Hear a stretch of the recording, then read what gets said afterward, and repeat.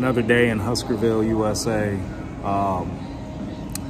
as Nebraska got its first home win, its first win in, God, since last October, I think. But today we're trying to win at legs. Hamstrings are still a little bit sore from RDLs on Friday, so not going to take it easy on them, but not going to push them to the max. I really just want to fill them up with a lot of blood and avoid movements that'll just give it a ton of damage. That obviously would be the seated leg curl for more volume instead of going for the inverse curl that I was hoping to do today, but due to the tenderness of part of the posterior chain, I'm not going to be able to do. Following that up with some quad work, and then we'll get into a little bit more hamstring work just to stretch them out, get them nice and loose. Throw some glute work in there and we'll have a complete leg day. Things that you want to think about for leg day is strong contraction, good stretching, and some of the movements that you select. Movement selection is key, so you want to keep in mind that whatever movement you pick, there needs to be an intent behind it. Also today, you want to make sure that you get in a good amount of volume, even if you are training legs twice a week. I don't recommend going above 25 sets for the week. That seems to be the breaking point for a lot of people. If they can do more, then I think they're sandbagging the sets, to be honest with you. But 25 sets spread over 2 workouts, a pretty decent amount of volume per workout. The goal for this workout is just simply to trigger some type of muscular growth. Haven't started a fat loss phase yet. We'll need to soon, but there's some other things inside of life that need to work out.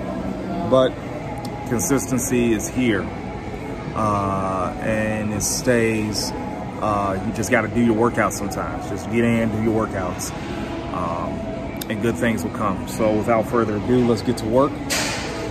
Work hard, work heavy, and car's getting looked at while I'm in here, and it's gonna take about 3 hours, so I can take my time, and that's exactly what I'm gonna do. Okay, starting out with the seated leg curl as per usual, with the second best seated leg curl out on the market today, Flex Ham Tractor. A lot of people love this machine. I think it's pretty decent. So the goal for this week again is to nail a high rep range with this particular movement. So I've been staying around the 210, 240 pound range or so, and just really working to get up into the 15 plus range with a controlled eccentric. And that's something I've been able to do. So if you're using this exercise, what I want you all to keep in mind is that the contraction is very important. The stretch, a lot of people like leaning forward and getting the stretch. I'm not like that. I believe there are stretching movements for a reason, like stiff-legged deadlifts, Romanian deadlifts. So I just normally stick with those if I'm going to emphasize a stretch. Now, at the end of this exercise, when your feet are all the way up, if you just want to kind of relax your quads a little bit, you can get an extra few inches of stretch out of it, but nothing to the point where it's going to cause a significant amount of muscle growth. So in any event, I like to do this exercise for the contraction. I advise that you all do the same. You can do a bevy of intensity techniques on here too. One of the ones that I used today is that you'll see in the next clip here.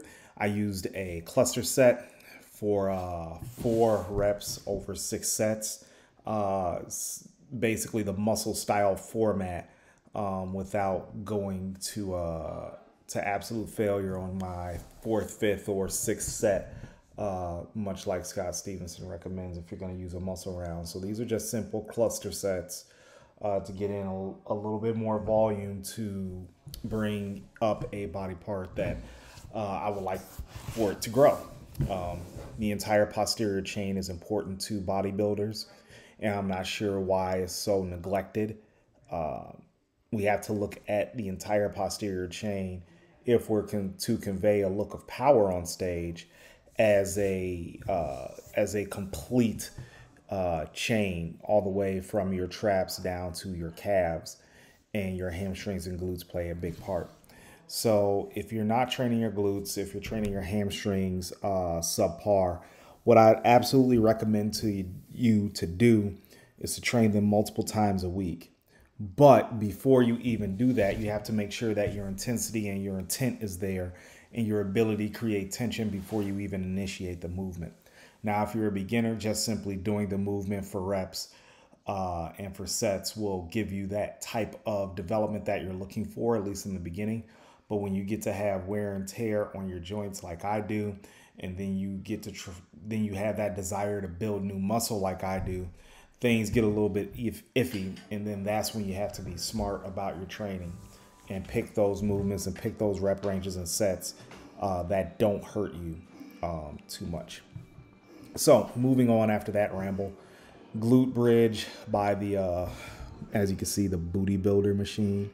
I'll be quite honest with you. I'm not the biggest fan of this particular one, but the glute bridge raises that the gym has, not that great for me. You know, the free bar one made by Surinex that they have in the CrossFit room, I'm not the biggest fan of. I actually like doing the selectorized machines a little bit more. But in any event, sorry that the shot is so hot and so white. I didn't white balance it before I got in here. So it is kind of distracting, so I do apologize. But moving on, why do we train glutes? Why are glutes so important? Well, it's one of the strongest muscle groups in the body. That's number one. And then number two, it's just nice to not have a flat ass, to be quite honest with you. It's just nice not to have one, because that translates to more power into your squats. And you know, if you throw on a pair of jeans, if you throw on a pair of Wranglers, if that's your thing, then obviously, you know, you have some development back there and not looking like a cardboard stick cutout. But that's just me though. I'm a little bit different. Moving on, hack squat. So this is where I'm really trying to get strong on this fall winter. So I'm just taking the last bit of summer just to kind of feel it out and see how things progress. So 3 plates was a work set for me, and as much as I want to bury them, in theory, it may not be the best for me. So just stopping a little above parallel or at parallel may be the best for me. But with God as my witness, I really thought I was going below parallel with these. And it seems I'm just above or just getting to parallel, which is fine. I know a lot of people are like, you should go ass to grass, but I don't think the hack squat lends itself very well to ass to grass squats. But that's just me. So in any event, I stayed at 3 plates for 3 sets. And then the last one, I just did a real nasty drop set. So as you can see, there are 3 plates on the bars right now, or on the weight holders, what have you. I ended up doing 3 plates for about 10. You'd have to count them off in the video. Then I stripped a plate off, 2 plates for 8, and then the last one for, I believe, 10. So starting off with the hack squat serves 2 purposes. The first purpose is that I'm the strongest for the weakest lift that I have. That's number 1.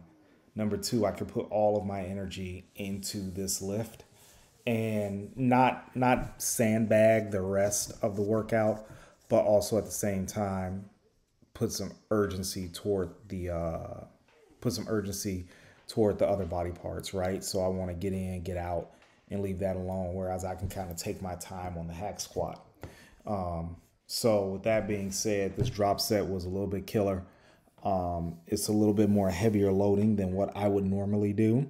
But again, I had ample time to train and, you know, just absorb the session, seeing as that my car was being worked on during this session time.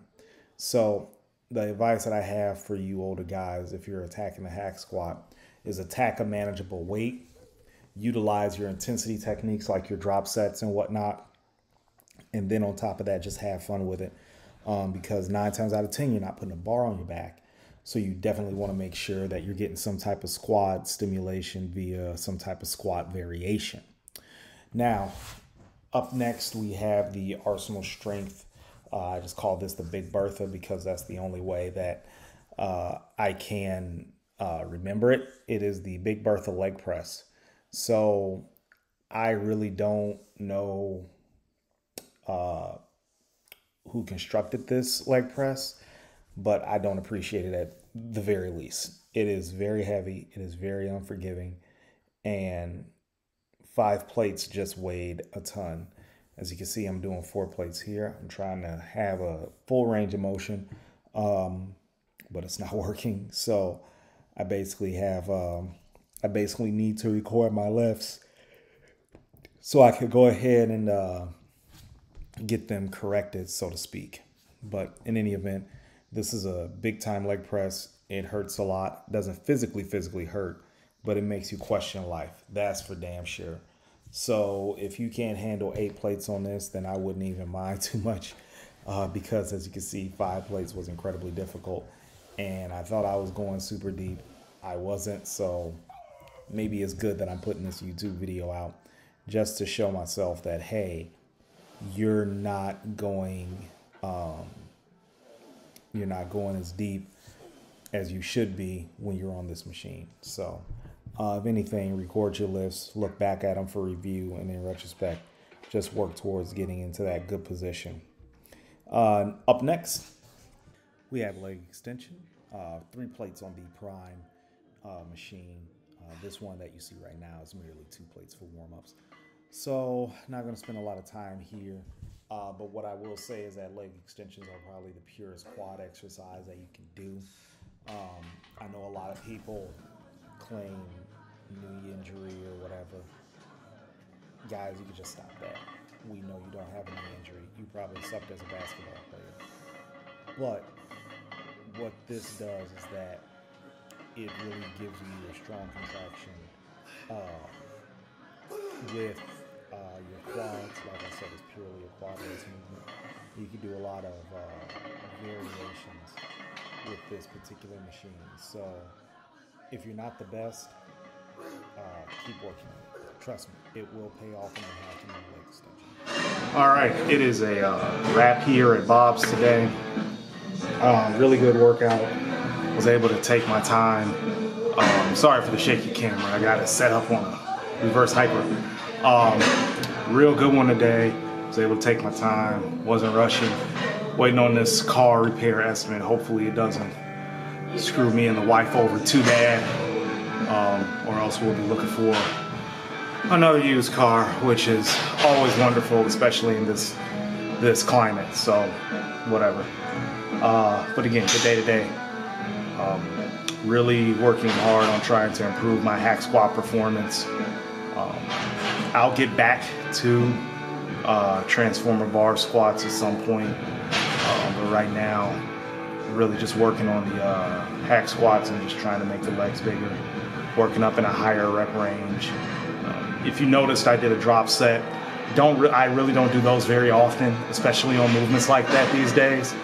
But it felt good, so I'll trickle them in here and there, but not super often. So 3 plates for 10 reps. I felt like I could have got 12 in retrospect. In the heat of the moment, I couldn't. But in retrospect, if I was probably pushed with a partner, I could have got maybe 12 to 15. But again, I push, since I train alone, to safe failure, meaning that I stop just short of hitting that real hard wall.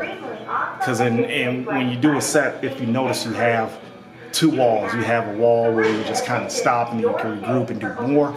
And then you have that wall that you just cannot get past. So I stop just short of that wall I can't get past. So it is what it is. But one day I'll get a training partner for legs, at least a couple of days out of the month, and I'll be able to really push those workouts, and then the rest will just kind of be punch the clock, volume based, put the building blocks in, because you kind of want to put those workouts in and scatter those super hard workouts out, because you know, not to use age as an excuse, but as you get older, you can't recover from those super pounding hard workouts. So you get more punch the clock workouts rather than below the barn down workouts. So that works for about a good 90% of the population. The rest of the 10% are genetic freaks, and some just don't even know it. So in any event, hey, thanks for watching, guys. Please like, subscribe to the channel. One day I'm gonna put up this fried rice recipe. It's just a matter of time and lining it up. Really, it's just I need to steal the recipe from my wife. So there we go. But in any event, thanks a lot, guys. Appreciate you watching, and y'all have a great day.